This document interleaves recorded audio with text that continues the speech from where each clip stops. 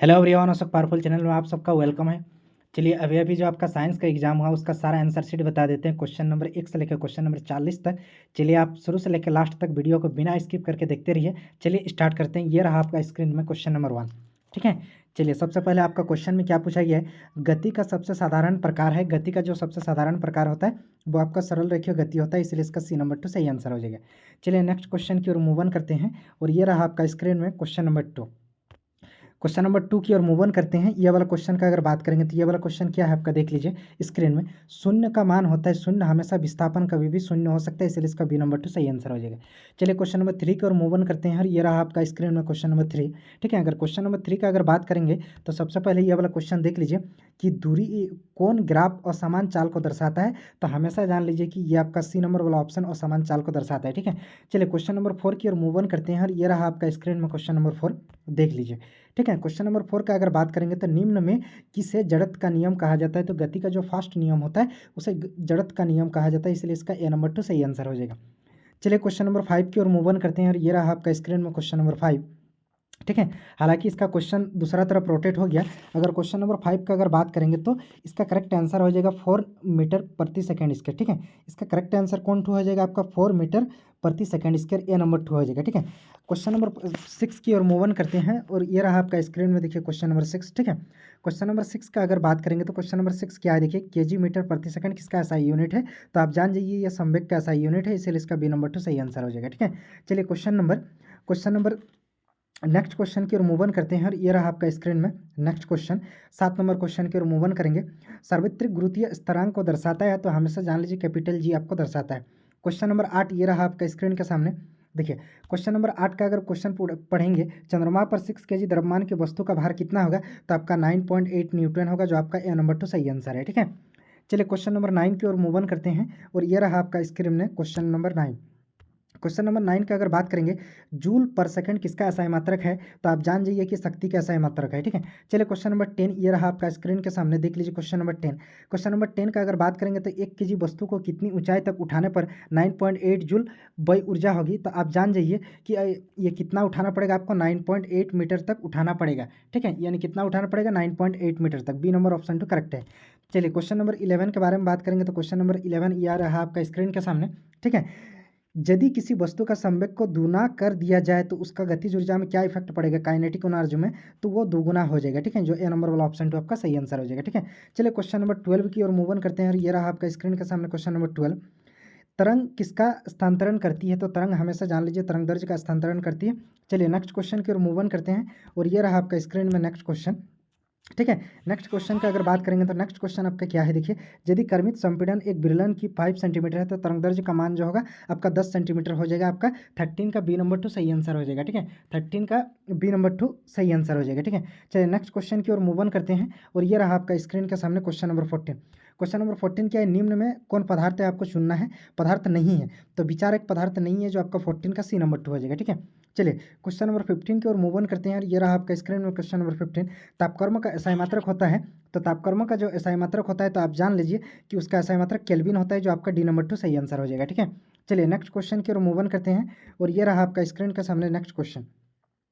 Gas का द्रव में परिवर्तन को क्या कहलाता है। गैस से द्रव में परिवर्तन को क्या कहलाता है, संघनन कहलाता है, जो आपका सी नंबर में सही आंसर दिया है। ठीक है, चलिए क्वेश्चन नंबर 17 की ओर मूव ऑन करते हैं कि बारूद एक है। बारूद क्या है, तो जान लीजिए बारूद एक मिश्रण होता है, जो सी नंबर 2 सही आंसर हो जाएगा। ठीक है, चलिए क्वेश्चन नंबर 18 की ओर मूव ऑन करते हैं और ये रहा आपका स्क्रीन के सामने क्वेश्चन नंबर 18।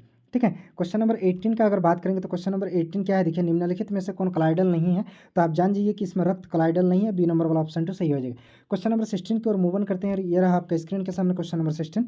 ठीक है, ये रहा आपका स्क्रीन के सामने, देखिए क्वेश्चन नंबर 16।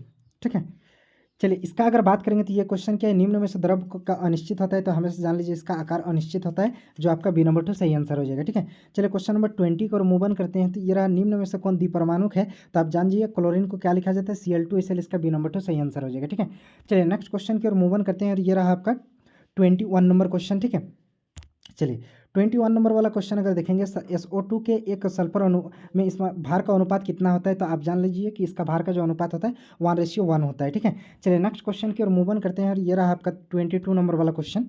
ठीक है, 22 नंबर वाला क्वेश्चन, नाइट्रोजन गैस के प्रतीक क्या होता है तो आपको पता है N2 होता है, जो बी नंबर में सही आंसर दिया है। ठीक है, चलिए नेक्स्ट क्वेश्चन यानी 23 नंबर की ओर देखेंगे। 0.5 मोल में CO2 द्रव्यमान होता है, तो आप जान जाइए ये 17.6 ग्राम होता है, जो सी नंबर में सही आंसर दिया है। ठीक है, चलिए क्वेश्चन नंबर 24 की ओर मूव ऑन करते हैं। और क्वेश्चन नंबर 24 ये रहा आपका स्क्रीन के सामने। उत्कृष्ट गैसों की संयोजकता कितनी होती है, तो उत्कृष्ट गैसों की संयोजकता जो होता है वो आपका 0 होता है। ठीक है, चलिए नेक्स्ट क्वेश्चन यानी डी नंबर 2 इसका सही आंसर हो जाएगा। नेक्स्ट क्वेश्चन की ओर मूव ऑन करते हैं। और ये रहा आपका स्क्रीन के सामने नेक्स्ट क्वेश्चन। ठीक है, किसी तत्व के समस्थानिक में, अगर समस्थानिक का बात करेंगे तो इसमें क्या होता है, परमाणु संख्या समान रहता है बट न्यूट्रॉन की संख्या अलग अलग होती है। ठीक है, जो आपका कौन सा आंसर हो जाएगा आपका सी नंबर 2। ठीक है, चलिए नेक्स्ट क्वेश्चन की और 26 नंबर वाला क्वेश्चन क्या पूछा जा रहा है आपसे कि निम्न में से इलेक्ट्रॉनिक विन्यास विद्युत धनात्मक होती है, तो मैग्नीशियम धनात्मक होती है, तो आपका ए नंबर 2 सही आंसर हो जाएगा, जो 12 होता है। ठीक है, चलिए क्वेश्चन नंबर 27 की ओर मूव ऑन करते हैं। और ये रहा आपका क्वेश्चन नंबर 27। क्वेश्चन नंबर 27 गुणसूत्र बने होते हैं, तो हमेशा जान जाइए गुणसूत्र हमेशा प्रोटीन का बनी होती है। ठीक है, जो आपका ए सी नंबर 2 सही आंसर हो जाएगा। ठीक है, चलिए नेक्स्ट क्वेश्चन की अगर बात करेंगे तो क्वेश्चन नंबर आपका 21 ये रहा आपका स्क्रीन के सामने। ठीक है, यानी क्वेश्चन नंबर 28 आपका क्या है, क्वेश्चन देख लीजिए। प्रोटीन संश्लेषित होती है तो राइबोसोम में होता है, तो इसलिए ए नंबर ऑप्शन 2 आपका सही आंसर हो जाएगा। ठीक है, चलिए 29 नंबर वाला क्वेश्चन की ओर मूव ऑन करते हैं। और ये रहा आपका स्क्रीन के सामने 29 नंबर वाला क्वेश्चन। ठीक है, चलिए 29 नंबर वाला क्वेश्चन क्या है, कोशिका का अपशिष्ट निपटाने का काम कौन करता है, लाइसोसोम करती है, इसलिए बी नंबर 2 सही आंसर हो जाएगा। ठीक है, चलिए क्वेश्चन नंबर 30 की ओर मूव ऑन करते हैं। और ये रहा आपका स्क्रीन के सामने क्वेश्चन नंबर 30। ठीक है, चलिए 30 नंबर वाला क्वेश्चन क्या है कि एक तरल संयोजी उत्तक होता है, तो तरल संयोजी उत्तक कौन होता है, रक्त होता है। चलिए 31 नंबर वाला क्वेश्चन की ओर मूव ऑन करते हैं। और ये रहा आपका 31 नंबर वाला क्वेश्चन, रक्त के तरल भाग को क्या कहते हैं, तो प्लाज्मा कहते हैं, ए नंबर वाला ऑप्शन 2 आपका सही आंसर हो जाएगा। चलिए 32 की ओर मूव ऑन करते हैं। और ये रहा आपका स्क्रीन के सामने 32 नंबर वाला क्वेश्चन। असमतापी जंतु होता है, तो इनमें से सभी असमतापी मतलब का मतलब होता है ठंडा रक्त वाला सब होता है, तो इनमें से सभी हो जाएगा। ठीक है, चलिए नेक्स्ट क्वेश्चन 33 की ओर मूव ऑन करते हैं। और ये रहा आपका स्क्रीन के सामने 33 नंबर वाला क्वेश्चन। मछली के हृदय में कोष्ठ की संख्या कितनी होती है, 2 होती है। ठीक है, जो ए नंबर वाला सही आंसर हो जाएगा। ठीक है, अर्थपोडा समूह का जंतु है, तो अर्थपोडा समूह का जंतु का अगर बात करेंगे तो केकड़ा हो जाएगा, जो आपका सी नंबर में सही आंसर दिया है। चलिए 35 नंबर वाला क्वेश्चन की ओर मूव ऑन करते हैं। और ये रहा आपका 35 नंबर वाला क्वेश्चन। ठीक है, 35 नंबर वाला क्वेश्चन क्या है, देखिए सजीवों के मौलिक इकाई को क्या कहते हैं, तो कोशिका कहा जाता है। ठीक है, जो आपका डी नंबर में सही आंसर दिया है। ठीक है, चलिए 36 नंबर वाला क्वेश्चन की ओर मूव ऑन करते हैं। और ये रहा आपका 36 नंबर वाला क्वेश्चन, देख लीजिए। जिन रोगों की अवधि कम होती है तो उसे क्या कहा जाता है, तीव्र रोग कहा जाता है, ए नंबर 2 सही आंसर हो जाएगा। ठीक है, चलिए 37 नंबर वाला क्वेश्चन की ओर मूव ऑन करते हैं। और ये रहा आपका स्क्रीन के सामने 37 नंबर वाला क्वेश्चन। जीवमंडल का निर्जीविक घटक क्या है, जीवमंडल का निर्जीविक घटक का अगर बात करेंगे तो इनमें से सभी हो जाएगा, डी नंबर 2। ठीक है, चलिए 38 नंबर वाला क्वेश्चन की ओर मूव ऑन करते हैं। और ये रहा आपका 38 नंबर वाला क्वेश्चन। देखिए शुक्र और मंगल ग्रह के वायुमंडल का मुख्य घटक कौन सा है, तो CO2 है आपका, ए नंबर वाला ऑप्शन 2 सही आंसर हो जाएगा। ठीक है, चलिए 39 नंबर वाला क्वेश्चन की ओर मूव ऑन करते हैं। और ये रहा आपका स्क्रीन के सामने 39 नंबर।